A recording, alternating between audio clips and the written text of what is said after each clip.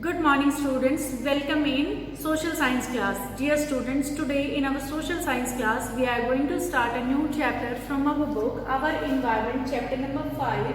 The name of the chapter is Water, which is very important for all the living beings. So dear students, these are our topics today. Water cycle, then distribution of water bodies, water circulation, then waves, and we are going to discuss example of tsunami, and then tides, or last topic ours, ocean currents. So dear students, let's start our lesson. The sun's heat causes evaporation of water into vapors. So सबसे पहले हमारा जो water cycle का topic है वो हम अपनी इस डायग्राम से समझेंगे कि जब भी सन की जो सनरेज हैं वो लैंड की जो जितनी भी वाटर बॉडीज हैं उन पर और जब भी ओशन पर आती हैं, सो इसकी वजह से क्या होता है, इवेपोरेशन स्टार्ट हो जाता है. हीट की वजह से वाटर जो है वो लाइट हो जाता है और टेम्परेचर हाई होने से इवेपोरेशन होना शुरू होता है. और जब ये इवेपोरेशन हो जाता है तो एक सर्टेन पॉइंट आने के बाद वाटर जो है वो कंडेंस होना शुरू हो जाता है, बहुत ज़्यादा हैवी हो जाता है. और हैवी होने के साथ साथ जो वाटर वेपर्स होते हैं वो एक दूसरे के पास आने लग जाते हैं और इस तरीके से क्लाउड्स की फॉर्मेशन स्टार्ट हो जाती है. और जब ये क्लाउड्स की फॉर्मेशन हो जाती है और ये बहुत ज़्यादा एक्सट्रीम कंडेंस हो जाते हैं, ये अपने वेट को बियर नहीं कर पाते, तब ये वाटर वेपर्स जो हैं वो स्नो, स्लीट या रेन के तौर पे नीचे की तरफ आ जाते हैं. और ये बारिश का आना या स्नोफॉल होना या फिर हेलस्टॉर्म होना, तो ये कहलाता है हमारा प्रेसिपिटेशन. और इस तरीके से पानी जब आता है तो वो कुछ पानी जो है वो कुछ वाटर जो है वो लैंड के ऊपर डलता है तो ग्राउंड वाटर फॉर्मेशन हो जाती है और कुछ फिर वापस ओशन में चला जाता है.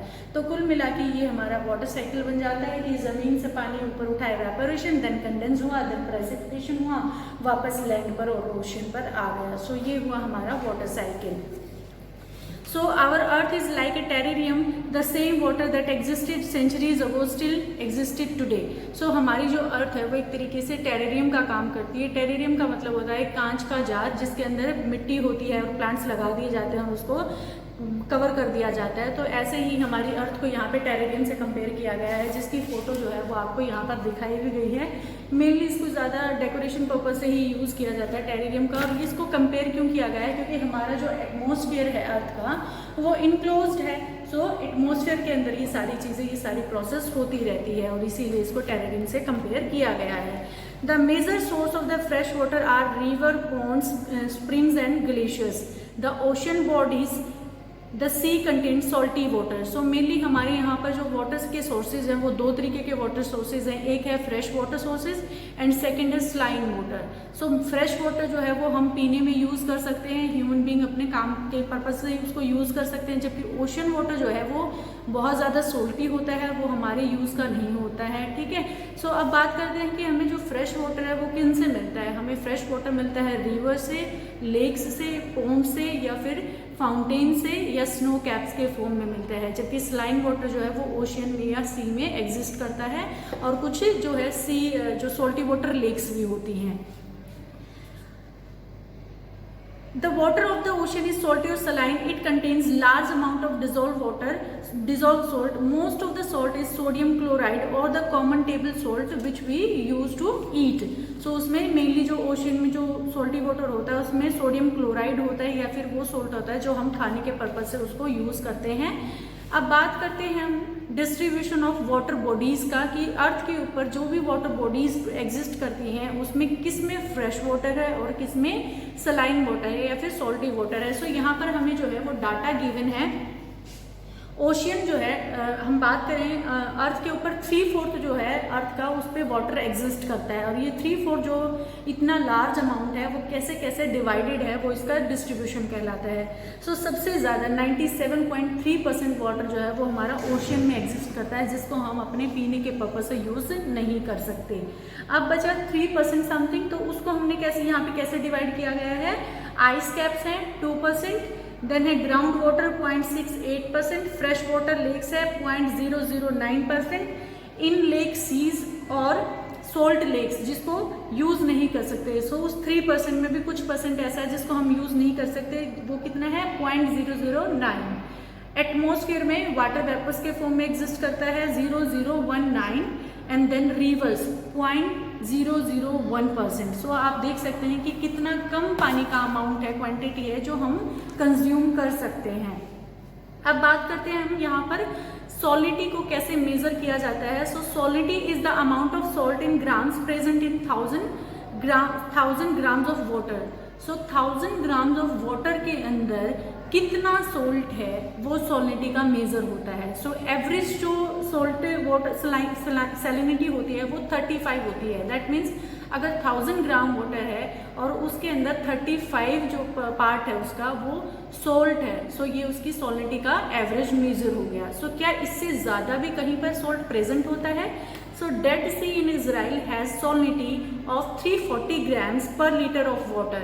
सो डेड सी एक ऐसा सी है जिसमें 340 सोल्ट है। 1000 ग्राम्स अगर वाटर है तो उसका 340 जो ग्राम्स है उसके अंदर सोल्ट है, जिसकी वजह से वाटर बहुत ज़्यादा डेंस हो जाता है और उसके अंदर जब ह्यूमन बींग स्विम करते हैं तो वो स्विम में क्या करते हैं, वो उसके ऊपर फ्लोट कर सकते हैं। ठीक है, अब बात करते हैं एक और एक्टिविटी की। अगर हमें समझना हो कि ये डिस्ट्रीब्यूशन जो है वो एग्जैक्ट कैसे है, सो हम अगर 2 लीटर वाटर अगर हम ले लें तो वो 2 लीटर वाटर जो है वो हमारा इक्विवेलेंट ऑफ 3/4 पार्ट है, मतलब टोटल अमाउंट ऑफ वाटर है जो अर्थ के ऊपर एग्जिस्ट करता है। तो उसमें से हम 12 टेबल स्पून अगर वाटर निकाल लें और किसी अलग सेपरेट बाउल में रख लें, सो 2 लीटर के सामने वो जो 12 टीस्पून वाटर है वो 12 टीस्पून फ्रेश वाटर है। तो आप कंपेयर कर सकते हैं कि कितना लेस अमाउंट ऑफ वाटर है, जिसकी वजह से दुनिया के बहुत सारे कंट्रीज जो है वो वाटर स्कैरसिटी की प्रॉब्लम को फेस कर रही हैं।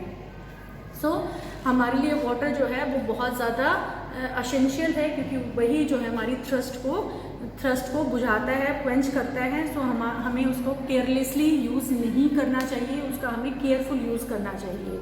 अब हम बातें हैं अपने नेक्स्ट टॉपिक की तरफ, ओशन सर्कुलेशन। ओशन का जो वाटर है वो कॉन्टिन्यूसली मूव करता है, वो स्टेबल नहीं होता है। जैसे लेक का जो वाटर या फिर पोंड का जो वाटर होता है वो स्टेबल रहता है, जबकि ओशन में कॉन्टिन्यूसली मूवमेंट में रहता है। सो it is never still.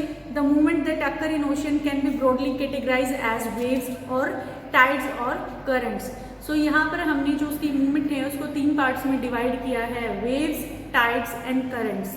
Dear students, यहाँ पर एक बहुत अच्छा पॉइंट है ध्यान रखने वाला कि मार्च 22 को हम सेलिब्रेट करते हैं एज वर्ल्ड वाटर डे के तौर पर। सो इस डाटा को हमें, फैक्ट को हमें याद करना चाहिए। अब बात करते हैं, हमने जो वाटर को डिवाइड किया है, सबसे पहले वेव्स किसको कहते हैं? जब भी वाटर इस तरीके से राइज करता है और फॉल डाउन होता है, rise fall down, rise and fall, तो इस फॉर्मेशन को हम वेव्स कहते हैं।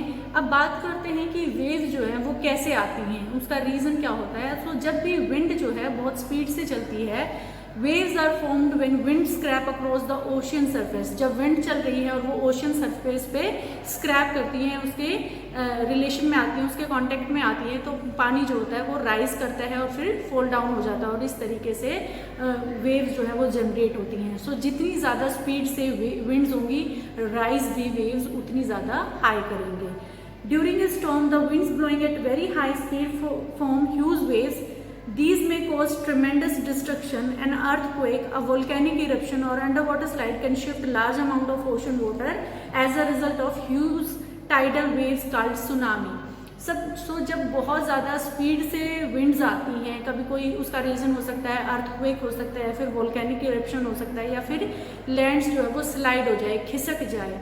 सो इन तीनों ही फॉर्म में क्या होगा, जो वेव्स आएंगी वो बहुत ज़्यादा स्पीड से और बहुत ज़्यादा हाई राइज करके आएंगी, जिनको कहा जाता है सुनामी। सुनामी की स्पेलिंग जो है वो टी से स्टार्ट होती है, सो टी यहाँ पर साइलेंट है, इसको सुनामी बोला जाता है। और ये इनकी जो राइज है वो 15 मीटर से 150 मीटर तक हो सकता है, या उससे ऊपर भी जा सकता है। 150 जो है वो रिकॉर्ड किया गया है। These waves travel at a speed of more than 700 kilometre per hour, और इनकी जो चलने की स्पीड है वो 700 किलोमीटर पर आवर्स है। सो इससे हम अंदाज़ा लगा सकते हैं कि ये कितने डिस्ट्रक्टिव हो सकती हैं, कि आसपास के बैंक जो हैं, किनारे जो हैं, उनके आसपास रहने वाले लोगों को या प्रॉपर्टी को कितना ज़्यादा हार्म पहुँचेगा। The tsunami of 2004 caused widespread damage in the coastal areas of India. The Indra Point of Andaman and Nicobar Island got submerged after the tsunami. So India में 2004 के अंदर सुनामी आई थी, और उसके जो कोस्टल एरियाज है वहाँ पे बहुत ज़्यादा डिस्ट्रक्शन हुआ था, प्रॉपर्टी का डैमेज हुआ था। ह्यूमंस का भी लॉस हुआ था। उसके साथ साथ हमारा जो साउदर्न पॉइंट है जिसको हम इंदिरा पॉइंट बोलते हैं, जो अंडमान निकोबार में है, वो भी समुद्र के अंदर सबमर्ज हो गया था। सुनामी का जो मतलब है, सुनामी एक जापानीज वर्ड है जिसका मतलब होता है हार्बर वेव्स, और इसका नाम, इस नाम के पीछे रीज़न है कि ये हार्बर्स को जो है डिस्ट्रॉय कर देती है, इसीलिए इसको हार्बर्स नेम दिया गया है। अब हम बात करते हैं अपने सुनामी वाले एग्जाम्पल को डिस्कस करते हैं कि इंडिया में जब सुनामी आया था तो वो किस तरीके से आया और कहाँ पर उसने बहुत ज़्यादा डिस्ट्रक्शन किया था। सुनामी जो है वो 26 दिसंबर 2004 को आई थी इंडिया में। इसका एपी सेंटर मेन पॉइंट जो है वो बाउंड्री ऑफ सुमात्रा है। सुमात्रा आइलैंड ग्रुप जो है वो कहाँ पर है, ये इंडिया है, इंडिया का साउदर्न पॉइंट, यहाँ पर श्रीलंका है और यहाँ पर इंडोनेशिया वगैरह है, और यहाँ पर ये सुमात्रा जो है यहाँ पर ये इसका मेन सेंटर था। इसका जो मेन होने का रीज़न क्या है, वो है अर्थक्वेक। अर्थक्वेक जो है वो रेक्टर स्केल पे उसकी स्पीड जो है वो 9.3, जो कि बहुत ज़्यादा हाई स्पीड से अर्थक्वेक हो जाता है।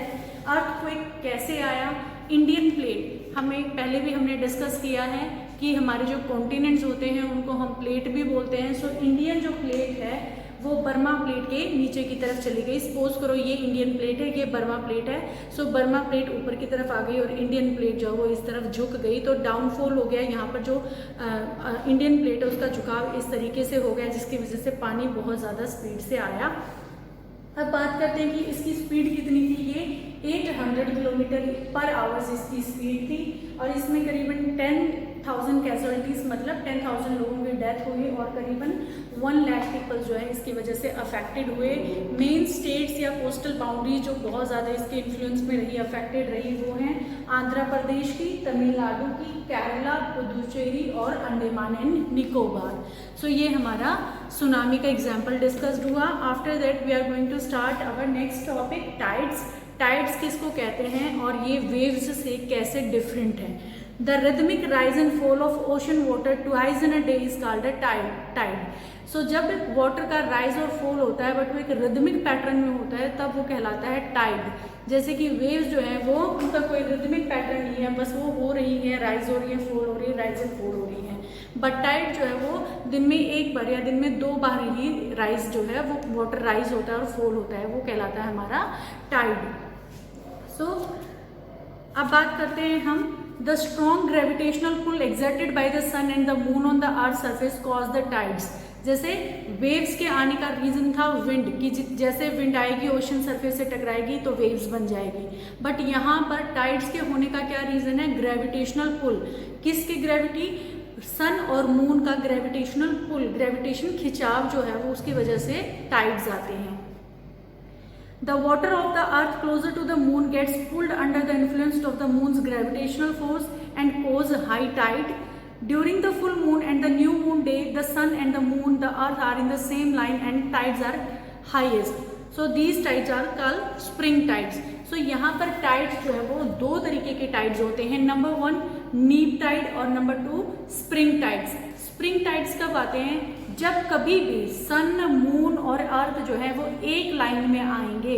इससे फर्क नहीं पड़ता कि मून जो है वो इस साइड में है अर्थ के या फिर इस साइड में, बट वो एक सीरीज में होने चाहिए, एक लाइन में होने चाहिए।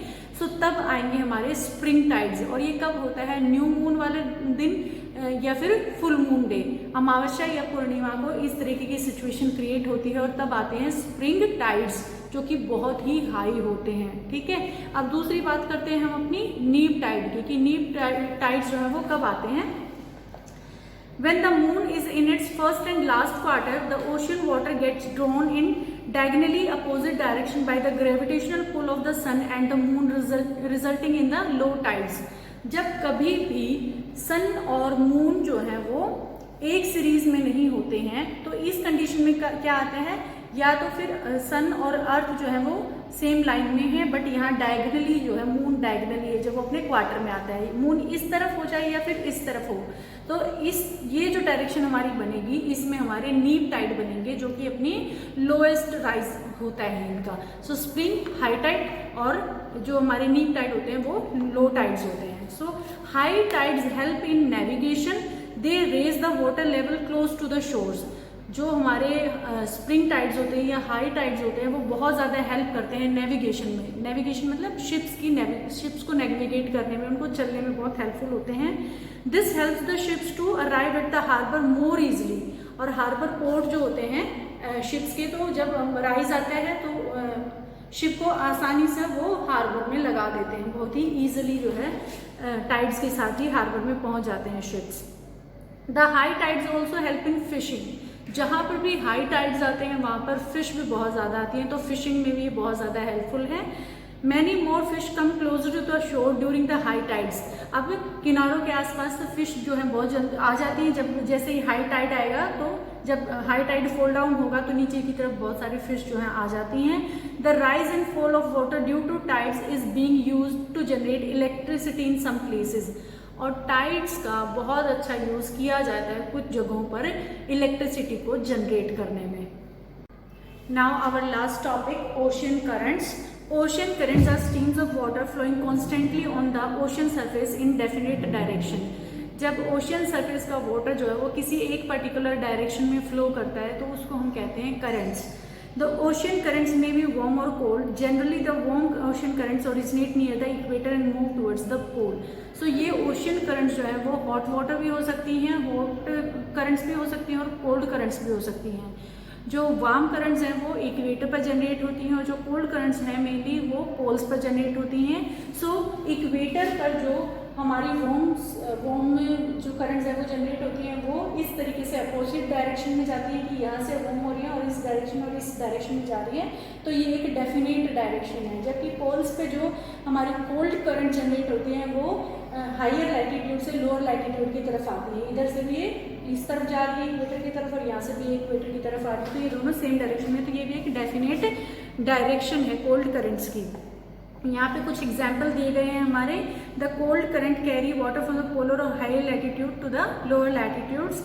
The Labrador ocean current is cold current and the Gulf Stream is a warm current. हम अपने मैप में देखेंगे कि लैब्राडोर कहाँ पर है, यहाँ पर लैब्राडोर है, ऊपर पोल्स के पास यहाँ पर लैब्राडोर है और यहाँ पर गल्फ स्ट्रीम है। इक्वेटर, ये हमारा इक्वेटर है और यहाँ पे गल्फ स्ट्रीम का हमारा एग्जाम्पल दिया गया है। कुछ हम करंट्स को अपनी मैप की एक्टिविटी में भी हम डिस्कस करेंगे। The ocean currents influence the temperature condition of the area. Warm currents brings about the warm temperature over the land surface. The areas where the warm or cold currents meet provide the best fishing grounds of the world. सो ये जो currents होती हैं, अगर cold currents हैं तो वो आसपास के लैंड के टेम्परेचर को जो है डाउन कर देंगी और जहाँ पर वार्म करंट्स फ्लो करती हैं तो वहाँ की लैंड के टेम्परेचर को हाई कर दिया जाए, हाई ऑटोमेटिकली हो जाएगा। तो कुल मिला के जो हमारी करंट्स हैं वो लैंड के टेम्परेचर को इन्फ्लुएंस करती हैं और जहाँ पर भी वार्म करंट्स और कोल्ड करंट्स मिलती हैं वहाँ पे बहुत अच्छी कंडीशन बन जाती है फिशिंग के लिए। ऐसी प्लेस पे जहाँ पे दोनों करंट्स मिल रही हैं वहाँ पर फिश जो है वो बहुत ज़्यादा होती हैं। Seas around the Japan and the eastern coast of North America are such an example. The areas where a warm and cold current meet also experience foggy weather make it difficult for navigation. So यहाँ पर हमने दिखाया गया है कि कैसे यहाँ equator के पास और इक्वेटर की तरफ से वार्म करंट जा रही है और ऊपर से कोल्ड करंट आ रही है। सो यहाँ पर फिश के लिए बहुत अच्छा इन्वायरमेंट बन जाता है। बट यहाँ पर एक जो इसकी डिसएडवांटेज है इसकी कि यहाँ पर जब भी दोनों तरीके की करंट्स मिलती है वहाँ पर फोग होना शुरू हो जाती है, दोनों की सिचुएशन हो जाती है जिसमें नेविगेशन में डिफिकल्ट होता है, शिप्स का चलना बहुत मुश्किल हो जाता है। So dear students, this chapter is complete. Now let's revise what we have done today. We have discussed the water cycle. First of all कि हमने देखा कि वाटर कैसे साइकिल में मूव करता है। देन हमने देखा कि डिस्ट्रीब्यूशन कैसे लेक्स में, पोन्ड्स में और रिवर्स या ओशन में फ्रेश वाटर और सलाइन वाटर जो है वो डिस्ट्रीब्यूट है अर्थ के ऊपर। Then we discussed the ocean circulation, ocean जो है वो कैसे वेव्स, टाइड्स और करंट्स में मूव करता है। हमने एग्जाम्पल जो है डिस्कस किया सुनामी का कि सुनामी जो 2004 में वो कितनी ज़्यादा डिस्ट्रक्टिव थी, कितना ज़्यादा नुकसान उसने किया। और लास्ट में हमने ओशन करंट्स को डिस्कस किया जो कि हमारा डिवीज़न था ओशन के सर्कुलेशन का। So dear students, in our next class we will meet very soon with a new topic. Till then, stay happy, keep learning, blessed. Thank you.